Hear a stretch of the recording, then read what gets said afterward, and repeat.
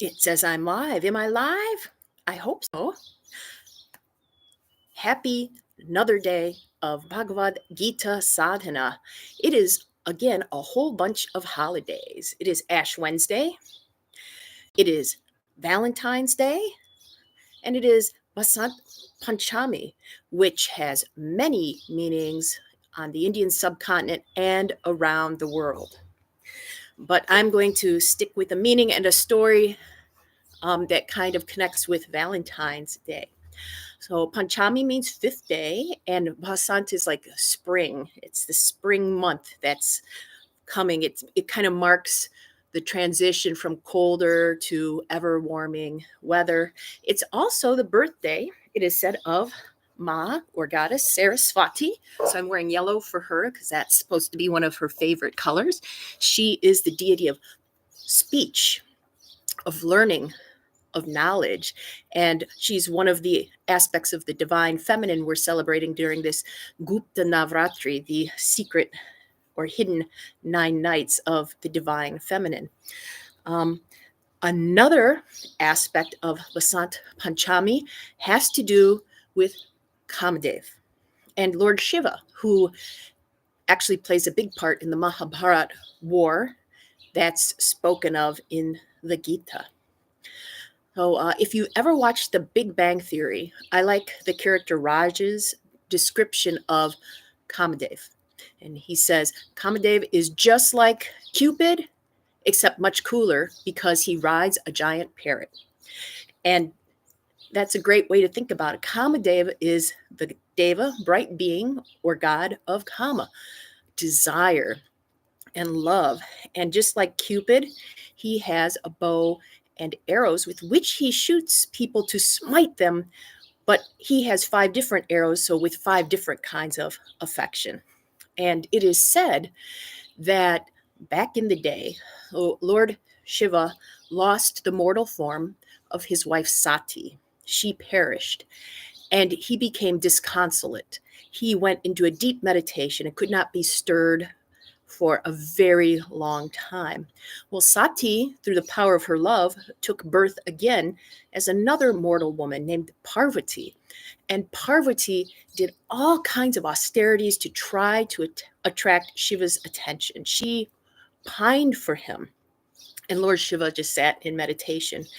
And this story has many different details, but one that I like involves a demon, of course. A demon started to run amok, and it was said that only the son of Shiva could stop this demon's amokness. So everybody's like, we got to wake Shiva up. He's got to recognize Parvati. They've got to have a kid and save the universe. And so Kamadeva was the obvious choice to shoot Shiva with love and arouse him. Kamadeva was like, I don't know, that doesn't seem like a good idea. However, in service of the universe, he set out on his giant parrot with his arrows, 5 of them. Punch means 5, by the way, so 5 arrows on the 5th day. Pretty cool. And Kamadeva went and shot Shiva with 5 arrows. And the power of desire, of love, woke Shiva from his meditation. He looked upon Kamadeva, though, and was like, you've disturbed me. And it said he opened his 3rd eye, and Kamadeva was, poof, incinerated. But then Shiva saw Parvati, fell in love. They got married. They did have a child that saved the universe. Yay. But what about poor Kamadeva? Well, he had a wife, and his wife was so unhappy that the love of her life was gone that she begged Shiva, please, please bring him back. He didn't mean any harm. He was trying to do good for the universe. And Shiva, in his mercy, did resurrect Kamadeva, but said, as a reminder that he shouldn't mess with me, only you will be able to see him. To the rest of the world, he will be this disembodied entity of love and lust that just smites people seemingly out of the blue. And so it was. And today, we celebrate all kinds of love thanks to Kamadeva.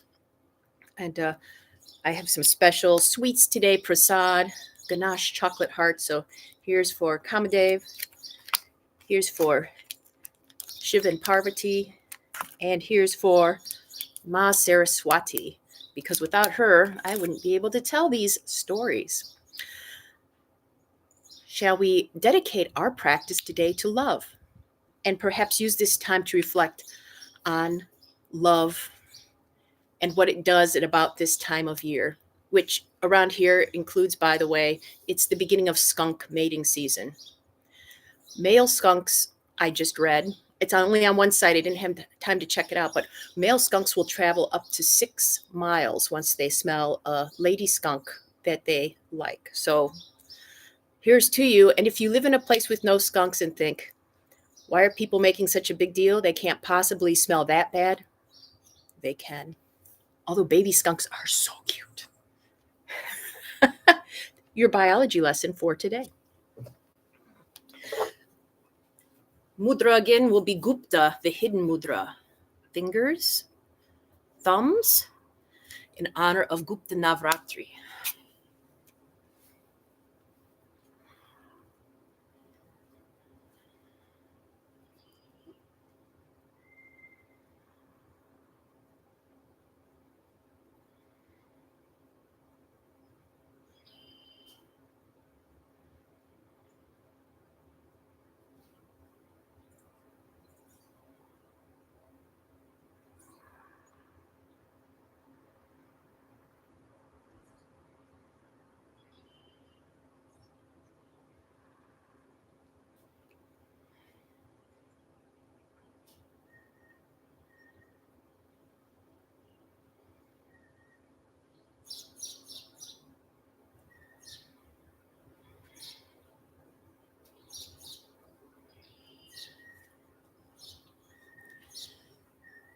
Switch sides.